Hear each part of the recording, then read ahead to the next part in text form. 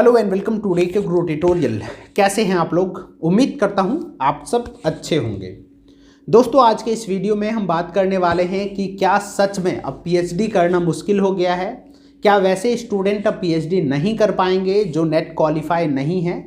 दोस्तों, इन दिनों बहुत सारे मीडिया हाउसेस से, बहुत सारे अखबार से, बहुत सारे यूट्यूब चैनल से ये खबर निकल कर सामने आ रहा है कि अब पीएचडी करने के लिए नेट पास करना अनिवार्य है। दोस्तों, इस क्वेश्चन का आंसर मैं ऑलरेडी दे चुका हूं 2 वीडियो बना के, बट मुझे लगता है अभी भी बहुत सारे क्वेरीज हैं जो स्टूडेंट के जहन में है, बार बार मुझसे पूछे जा रहे हैं अलग अलग सोशल मीडिया प्लेटफॉर्म्स पे। दोस्तों, इसका आंसर ये है कि ये बिल्कुल सच नहीं है कि अब आपको पीएचडी करने के लिए नेट पास करना अनिवार्य है। आज भी पीएचडी का मिनिमम एलिजिबिलिटी यानी कि पीएचडी में एडमिशन पाने का न्यूनतम योग्यता या फिर अर्हता जो है वो है पीजी में 55% मार्क्स का होना। यानी कि अगर आप पीजी पास हैं 55% नंबर के साथ तो आप भारत के किसी भी यूनिवर्सिटी में पीएचडी में एडमिशन पा सकते हैं, यहाँ तक कि सेंट्रल यूनिवर्सिटी में भी। दोस्तों, फिर आपका सवाल होगा कि सर बाकी सारे जो अखबार में आ रहे हैं, बाकी सारे लोग कह रहे हैं, वो क्या है।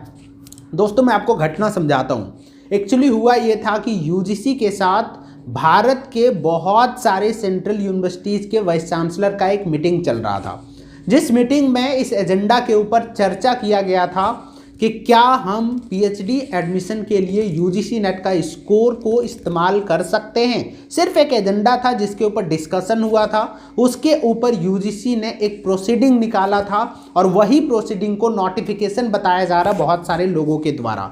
दोस्तों, ये बिल्कुल सच नहीं है। अगर आप यूजीसी का ऑफिशियल वेबसाइट पे जाएंगे तो उसका नोटिफिकेशन सेक्शन में कोई भी ऐसा आपको नोटिफिकेशन देखने को नहीं मिलेगा। आप खुद भी जा सकते हैं यूजीसी का ऑफिशियल वेबसाइट पे। वो एक एजेंडा था जिसके ऊपर डिस्कशन हुआ था और उसके बाद यूजीसी ने वो एक प्रोसीडिंग निकाला था जहां पे ये बताया था कि आज हमारा मीटिंग हुआ जिसमें हमने इन चीज़ों के ऊपर डिस्कशन किया। कहीं भी ये नहीं कहा है कि हमने ये निर्णय लिया है, ये हमारा नोटिफिकेशन है या फिर आज से मिनिमम एलिजिबिलिटी पीएचडी एडमिशन के लिए नेट पास करना है या फिर नेट पास होना अनिवार्य है पीएचडी एडमिशन के लिए। दोस्तों, आपको बता दें, ये जरूर सजेशन दिया गया है यूजीसी की ओर से सेंट्रल यूनिवर्सिटीज़ को। यहाँ तक कि स्टेट यूनिवर्सिटीज़ का कोई बात ही नहीं है और सेंट्रल यूनिवर्सिटी भी इन चीज़ों को नहीं मानने वाले हैं। इसका मैं आपको गारंटी देकर कह सकता हूँ। अगर जबकि सेंट्रल यूनिवर्सिटी मानते भी हैं तो वो तब मानेंगे जब यूजीसी ऐसा कोई नोटिफिकेशन निकाल देंगे और बाय फोर्स उसके ऊपर ये थोप देंगे कि अब आपको पीएचडी एडमिशन के लिए नेट का स्कोर का ही इस्तेमाल करना होगा, ये अनिवार्य है। ऐसा कोई अनिवार्यता संबंधित नोटिस अभी तक यूजीसी की ओर से जारी नहीं किया गया है। तो दोस्तों, आपको बिल्कुल भी घबराने की आवश्यकता नहीं है।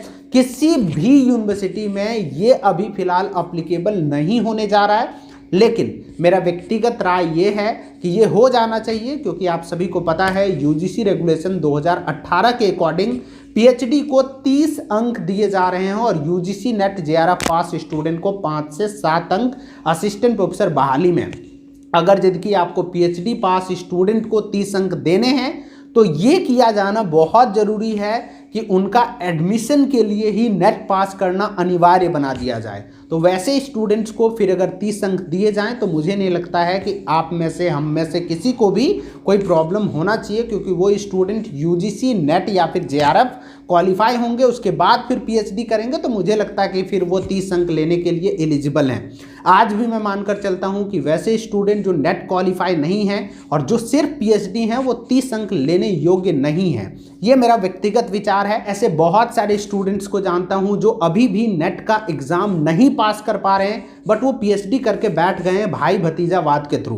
तो मुझे लगता है कि उसे 30 अंक बिल्कुल नहीं मिलना चाहिए, क्योंकि मुझे लगता है अगर उसमें वो 30 अंक लेने वाला कोई बात रहता तो वो नेट जेआरएफ क्वालिफाई कर चुके होते। 8 से 10 बार दे चुके हैं बहुत सारे लोग, बट वो आज भी क्वालिफाई नहीं कर पा रहे हैं। खैर, ये मेरा व्यक्तिगत विचार है। हो सकता है आप मेरे विचार से मतभेद रखते हो। अगर आप मतभेद रखते हैं तो खुल के अपना मतभेद को आप कमेंट बॉक्स में लिख सकते हैं। उसके लिए मैं खुद को ओपन रखा हुआ हूं। मैं आपका भी मतभेद को जरूर सुनूंगा और जरूर समझने का प्रयास करूंगा। Thank you very much. आप देख रहे थे डीके गुरु ट्यूटोरियल।